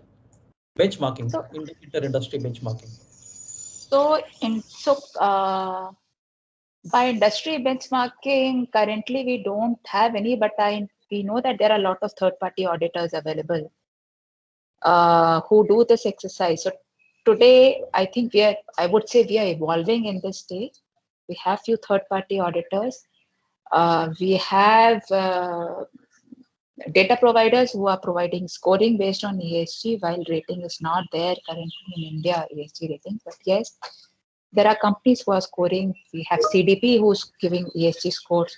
It's largely on environment, who is giving scores on environment factors to many Indian companies. And so in future, we also have ESG top 100 indices, BSC and NSE indices. Right. So I would say we are still evolving. You will see a greater picture in the near future. Okay. It's a nice, interesting question that comes in from Muralidharan Subramaniam. How do you address stakeholders like militant unions, community who are ill-informed and still create issues, organizations? I think we all face such challenges. Even if you want to do good, I remember setting up a wind turbine farm, and the people who objected to setting up the wind turbine farm, although we said no noise, no pollution, the land below the wind turbine farm, we said we will have it for you for building a temple or whatever. But this is some of the challenges that we face, Surbi. Any thoughts on militant unions, communities, ill-informed? I guess raising the awareness could be one. Anything else you think could be? Yes, which is what even we have tried to. So these are the questions that we have also tried to build in there. We want companies to basically engage more with the union, create awareness, and especially if you are into a lot of social development factors. If you built in welfare measures for your employees, contract staff and employees, engage more with them, create awareness, be socially responsible, I suppose you will finally have them along with you. True. But you cannot have all the answers, I suppose. Yeah, but I think the very definition of the process, I know we ran through it a little fast, the engagement of stakeholders. I think the reason that we've seen some challenges like the Tata Motors from West Bengal moving to Ahmedabad. So all these are challenges, even Tata Steel, when it moved from Jamshedpur to another location, engaging the stakeholders is very critical, very key to have sustainable relationships and going forward there. There's a question again from Murli who says, wearing a red hat, is there are corporates that report sustainability over years, and yet suddenly there is 60% of the products that are unsafe. It's a food company. So, I think that goes back to the question of greenwashing. Do you really want to do it from the heart spirit? Is it a kind of tick in the box? So any thoughts on, even if we do get the BSR right, Surabhi, will this be really reflective of true value to the stakeholders? Or what are the checks and balances there? So product labeling is also one such area that we have touched upon. You have to give your assessment on product labeling, how much, there's a life cycle assessment also. We have also tried to build in integrity issues where if your product has caused harm to someone, what are the fines levied, any such kind of court cases around it. Okay. So, which is what I'm saying, probably when you will have the entire landscape of good disclosures, probably it will instill other companies also to be responsible and go that way. Which is what I said, globally, if I see we are lacking as far as responsible business conduct is concerned, it should bring some kind of transparency is always good. It brings about some kind of better governance, I would say, and better, more accountability. And the real game change from doing no harm to proactively doing good, being a force for good. That is the intent here. Exactly. So Himali asks, what is the, how do you really map SDG? Is there a jurisdiction law making it mandatory for organizations to perform on SDGs? Yeah. So countries have adopted SDGs. They have, because this is coming from a summit, and countries have endorsed it and they have tried to build it in their disclosures or the guidelines that they are following. So largely jurisdictions or countries have aligned themselves to those SDGs, and which is what we have also done, which is why our national voluntary guidelines, which was NVGs, were after this Paris Climate Agreement SDGs, we actually structured those principles and came up with new guidelines, which is NGBRCs, which is Nationally Guidelines on Responsible Business Conduct. So this incorporates the SDGs. So this is something self-goal that every country has taken as. True. So we have incorporated in the BRSR, our NGRBs incorporate that. Very true. And it's also that country or the states have taken up SDGs mapping. So yeah, as you said. Himali, I think you're from the infra space, Bechtel. I give an example of a company, Tata Projects, which has an infra mapping. So while you may not align with all the SDGs, you might do it under various umbrellas, the CSR, your business line. What, for example, if you're doing it, not really mandatory, but good to have some alignment there. Yeah. Anand Sampath's question again, what's the relative roles and responsibilities of business and government related to sustainability? Is there a government, of course, Ministry of Corporate Affairs and BRS, where does it come from? Today, most of the local economic infra is funded by industry in India. So what is the stake of the business and government? The government has been working towards it. So we are in line with government. We have government is extensively working into sustainability area and seeking how the companies could be more responsible. So obviously, one is sustainable reporting, one is sustainable financing. We are also working towards government, SEBI and RBI. We are also working towards financial institutions also taking into account the climate related aspects during, say, their credit investments. So maybe when they are extending loans, they should be taking into account just kind of responsible business conduct. So a lot of things are happening in this space, and ministry is involved in it. We are into dialogues with one-to-one bilateral dialogues with many other countries also. We are in dialogues with EU, the UK. We are already there in G20, Italian presidency. So there's a lot of cooperation happening, a lot of action in this space from ministry side also. We're trying to build in some kind of taxonomy around sustainability. So a lot of things. Perfect. Sounds good. Mind blowing. Parag, possibly Corporate Secretary says, is there a particular format that you'll be specifying for the BRSR? The framework, will that be a new release after the one that you done in March 25th and May 10th? Yeah, so May 10 is the format that we have come out with. So you please be guided by us. May 10 circular, and you have a big voluminous format available. Someone told me it's very voluminous. Do I have to read it? Yes, you have to. So there's a big format there. If you look at some of the links there, Parag, you can download the entire framework and come back with questions. There's a lot of popular demand for a follow-through session, maybe a full day on sustainability. I know we did do this rather fast, but in the interest of giving Surbhi a chief guest to give us good time to respond to your questions, we thought a good context would be important there.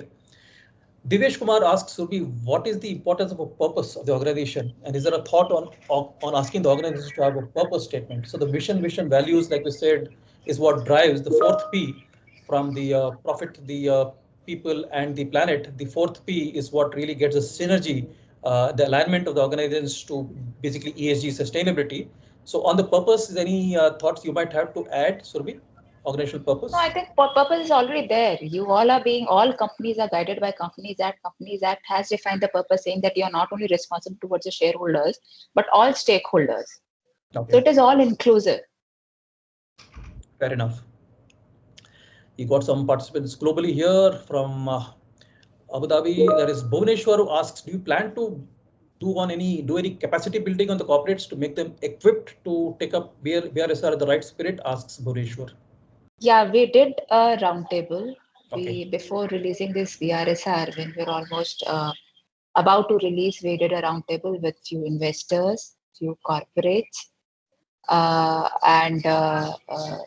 so corporates and investors were the institutional investors and corporates, corporates across all sectors, to check the preparedness and to create an awareness. So yes, we are towards creating awareness. The key is also the SCI is there. So we have the industry bodies also who are aligned towards. Plus, QC also offered to support with more capacity building, capability workshops. Karuna here also says she also has been consulting corporates on strategy and sustainability, which is good. And how the top 1,000 will be decided is on market cap. Is it moving on time, says Sanjay Chaudhary, the top 1,000 on market capital?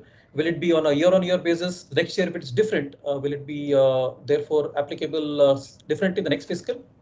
Good question, Sanjay. Yeah, it's based on the market cap. Normally, you don't see that much of fluctuation. Oh yeah, you don't. It's good. Largely top 1,000 remains the same. Niche, bilkul at the fag end, you might see some kind of volatility, but largely the set remains the same. Okay. So question, are we going to share the presentation? Of course. Did we cover a lot of material in 90 minutes? We did cover a lot of material, and I guess sustainability is that kind of subject. We will have a full day session on the topic very soon, and that will be certified for sure. So I guess you will get all that you said is what we promise you. You'll get the presentations, you'll get good connects. Anything else, ladies and gentlemen, on the call? You've been a wonderful audience. We'll have a lot of ESG sessions also. Anything else, gentlemen? If you'd like to ask. Shankar Rao here from Abu Dhabi. Hi, Subara Garu. Are you planning any workshop, to spread the awareness with ESG? online workshops or something? Is it? Yes, I guess that's what a lot of people in the chat box also said. There will be workshops. Apart from QCI, there will be many workshops that will be coming up. Most of them would be available online. So where you are in the UAE also, you'll be able to access them. Yes, you'll have that. Yeah. And this is again, like I said, a mind-blowing kind of opportunity to have from the regulator, the industry, the academia, and the sustainability practitioners. Got a lot of them on the call, so it'll be a great opportunity to connect and sync together. So that's we will have more of these sessions. We're having one right next month, hopefully from the QCI. So we'll do that. Yeah. Thank you. Parvati, you had a question. Nityanand, you had a question. Parvati, go first. Thanks, Mansukh Bhai. Parvati, Nityanand, your hands raised. Any questions? Parvati, you've been raising your hands for a long time. It'll be getting tiring. Any questions? We've got to the clock at noon plus. Any questions? Bang on and informative. Thank you so much. Thank you, Subi, for asking and clarifying so many questions so patiently. How is Pleasure is mine. So finally, you have to, like they say, it's all about the approach, having a good approach, having a consistent deployment. So we've done two of that. We got a great approach. We got a framework, Surabhi. We also got a deployment that is kind of expected, that's detailed out.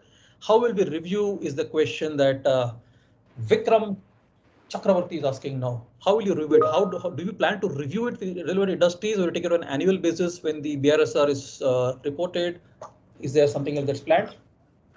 Yeah, so it will be seen on a annual basis. We are also getting these disclosures filed in an XBRL format so that the collation and broader picture is visible to us. Okay. So this reporting would get integrated, and hopefully by next year we should have XBRL filing also for it. Currently, BRRs are being filed in PDF format. Okay, So, I get it. Okay. Okay. Thank you, Rajesh. I think the digital team has got some good insights for us to begin this journey. Thank you, Tikam Chand, for a reconnect. Any last questions? Benchmarking, of course, we took up a lot of questions on the benchmarking and where does the buck end with the top leadership of the company? That's where it is. And there's also a feedback link, friends. So before you go, just need to have a feedback link. Give a feedback on the session. If you really want one more big session, you need to kind of look at that. So I guess parting thoughts, ESG is becoming more and more important as a factor that impacts investment into organizations, but also as an employer of choice and a supplier of services and products. Effectively, it looks at and gives good measure of the quality of governance, socially responsible organizations, and environmental stewardship. It's for all the practitioners to look at how we can build in the ESG frameworks and the ESG reports. And of course, unions, employees, contractors, stakeholders, all of them are in the governance. One question from the QCI again, Surabhi. Greenwashing, typically a company writes a good report and publishes it, PDF otherwise, puts it on the web. It's a lot of greenwashing that goes around. So what is greenwashing? It's when an organization spends more time and money advertising, marketing on green, actually implementing business practices that minimize the impact. So how would you preempt and avoid greenwashing in the BRSR as it comes forward? So I would say this is work in progress because currently we are going by disclosures. We are not asking mandatory a kind of external assurance. We have so while you're reporting every in the matrix, when there's a question whether, so you're reporting say GHG1 emission, there is a question, is it third party assured? If yes, then tell us who. Or maybe we are not asking the name, I don't remember, we are just simply asking whether it is a third party assured or not. And if you have used any methodology, you describe that methodology also. So the disclosures are there. Currently, I am not insisting on third party assurances. Tomorrow in future, probably investors would, because I know few institutional investors demand few factors to be actually third party assured, and only then would they want to invest money. So again, I say it's more demand from the investors and stakeholders, which would force the company to actually give right disclosures. They'll be caught because tomorrow third-party insurance, if they go, it will not come. So yes, this is one of the challenge areas. We are mindful that there could be greenwashing. and we'll be working on it. Maybe in future we'll have more of, say, ESG scoring available, more of stakeholders appearing there. So yes, this is a challenge. We'll have to live it. Let's see how it pans out. Absolutely. And I guess a lot of good companies, they look at how they report and they would like to, normally they say the first report they say they would not like to assure because it's not comprehensive. I think the various parameters spoke about, but it's also important to start right. If you build sustainability in design, that's where you'd go well. And that's the important thing here. So it's all about making green living and sustainable thinking, making it all. So talking about the industry on a personal front, the various tools and platforms, which also ensure that we also not to be green. We need to be the people who really build, be the Iron Man of the country, need to be the Lohas, live a lifestyle of health and sustainability. How can we measure, reduce, offset our own carbon footprint using, the household work, the commute that we do, how we can pool, look at transport, look at taking a metro if possible, or a train, or looking at how we could walk to work, reducing your carbon footprint. This is how we could really also go a small way in, making the big picture right. So the big country looking at the targets that we said is all about how we all contribute, how we can measure, reduce, offset, managing our own consumptions, making our own life sustainable is very important. Various calculations you could have off the shelf for measuring your carbon footprint based on electricity bill, on your travel, on the public transport, the events you attend. So as I say, and this again thanks to Cognito, sustainability alone triumphs, sustainability evam jayate. We hope and pray that this is done well. Again, a lot of talk of recycling. So all the presentation here, everything is available for all of you. We will no rights reserved. Yeah, it's the commitment to us to tell you that all on sustainability is open and transparent reporting like we expect in the BRSR that it is. We appreciate your time and we really thank you so much for all your questions, your insights, for being a wonderful audience. So without sustainability, there's no future. And we thank you all for being great. And thank you, Surbhi, for taking your time out. I know it's very, very busy. I thought of the 9 days in your week, the Saturday afternoon, the one slot that is available, you're lucky to have grabbed that. It's a pleasure. And I say the pun intended, we are in luck now. That's our hometown that we've got you as an audience. Thank you so much. Thank you very much for inviting. Also connecting offline, online, and maybe possibly if there are future webinars. Kokila, hope there's a lot of demand and popular demand, and there is, I think, a feedback form. If you on the call. Thanks so much. Thank you so much, Surbhi ma'am and Shankar sir, as usual. This is a wonderful session. I'm receiving all the feedbacks. Although I have already shared the feedback link, and I'm requesting all the participants to share their feedback on that particular link also. And before we end this program, on behalf of National Board for Quality Promotion and Quality Council of India, I would like to extend my sincere thanks to our speaker, Ms. Surbhi Gupta and Mr. Shankar, for being with us today and for answering all the questions. Surbhi ma'am has patiently given all the answers to all the participants. So if you have any question, you can write to us and we'll share with the faculty. And once again, thanks to all the participants. We hope the training objective has fulfilled, and we are expecting a full day session on this particular session. So it depends upon your feedback. And one more thing I just want to add, as Shankar sir has promised, so we are going to share the PPT once I'll receive it from Shankar sir. And the other thing is regarding the certificate. So we generally don't give any certificate for these kind of webinar, but yes, whenever we'll have a full day training session, we'll definitely give a participation certificate to all the participants, and we are going to announce that date soon after receiving your feedback only. So thanks a lot. That's all from our team, and thank you all for being such a wonderful audience. And Surbhi ma'am, your smile is very, very beautiful. So thanks a lot once again. Thank you. Thank you. Smiling all. Stay safe. Stay blessed. Have a lovely. You can put on your camera now. We are going to click a photograph, so that will go to our magazine, Quality India magazine. We are having that. So let's have a perfect. All the yeah. Please put on your cameras. Can put on your camera and switch on your mic. Switch off your mic. Thank you, Mali. Thank you, Srinivas Garu. Thank you, Ashish, for a